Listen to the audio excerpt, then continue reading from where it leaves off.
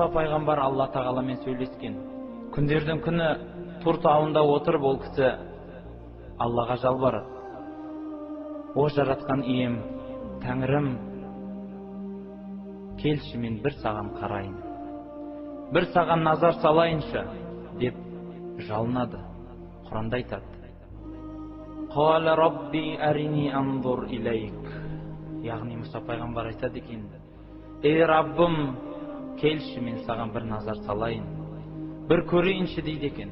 Бірақ Алла тағала жауап айтады: Лән тарани, сен мені көре алмайсың.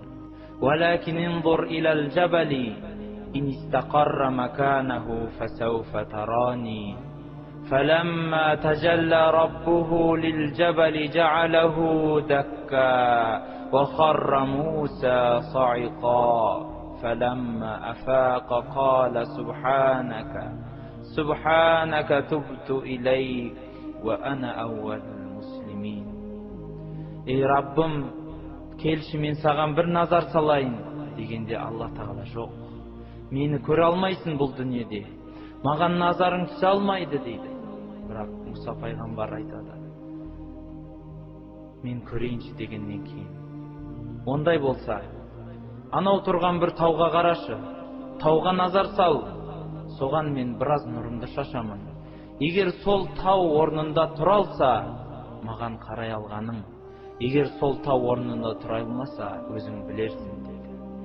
Бірақ Раббымыз Алла тағала сол тауға біраз нұрын төккеннен, Таржиманул Құран Абдулла ибн Аббас айтады: бір кішкентай ғана, мынандай ғана, яғни бір бармақтың ұшындай ғана нұр төгілді дейді. Сондай ғана бір кішкентай нұр төгілгеннен үлкен болған бір тау күл пара болып, күл болып кетеді. Бұт жыты шығып жерге күл болып түскенде, Мұса пайғамбар бұндай көрініске өмірінде бірінші рет қарап тұрып есінен танып құлайды. Өзіне келе бере басын сәждеге қойып: Ей Раббым, Субханак, сен пәксің, сен ұлысың, саған тәубе еттім, мен әуелгі иман келтірушілерден болайын, әуелгі мұсылмандардан болайын деп тәубесіне келген екен.